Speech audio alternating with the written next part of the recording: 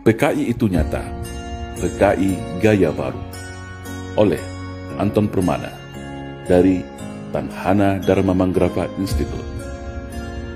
Di era Orde Lama, sebelum pemberontakan, PKI memainkan propaganda adu domba untuk menguras habis energi bangsa Indonesia, memanfaatkan tangan Soekarno selaku presiden, hingga lahirlah perang dengan DITI, PRRI, Parmesta, hingga operasi Ganyang Malaysia.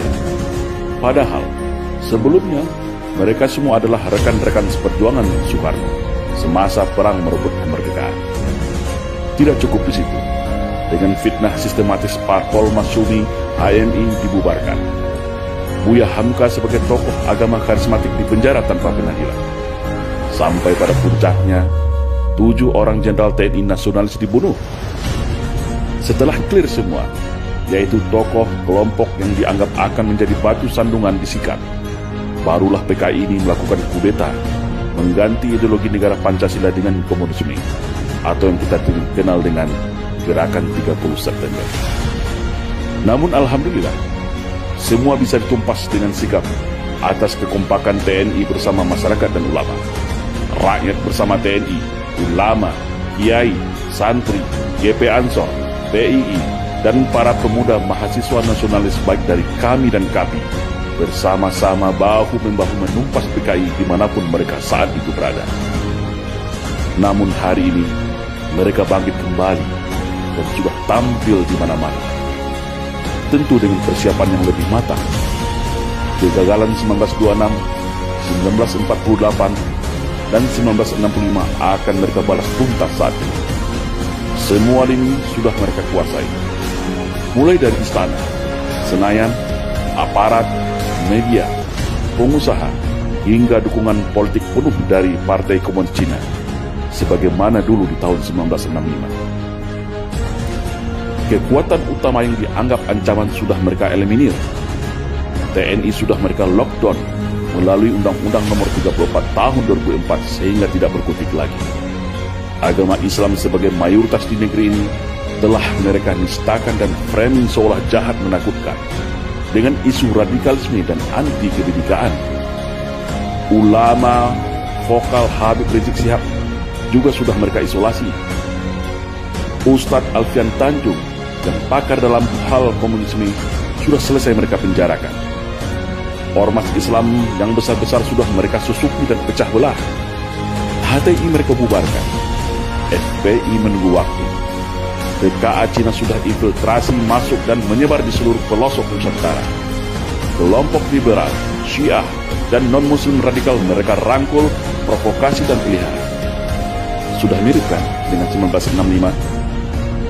Maka, bersiap siagalah wahai umat Islam dan seluruh bangsa Indonesia yang masih ada merah putih serta Pancasila di dadanya. Satu langkah lagi, negeri ini akan berubah menjadi negara berhaluan komunis kalau kita semua lengah dan masih jadi pengecut. PKI hari ini adalah PKI Gaya Baru yang bangkit dari kuburnya.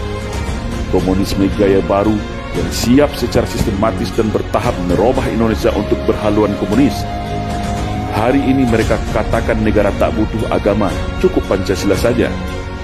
Setelah itu, bisa saja mereka bilang negara tak butuh Pancasila, cukup toleransi saja. Itulah siasat ala komunis, halus, sistematis, dan agitatif. Tidak ada kata mati dalam sebuah ideologi. Ibarat sawah dan ladang, ketika kemarau mungkin akan kering menjadi semak belukar. Tetapi ketika kembali disirami air, diberi pupuk, maka padi dan tanaman itu pun akan kembali tumbuh dengan subur. Dan hari ini, negara kita adalah surga bagi para anak-anak PKI. Jangan lengah, tetap waspada.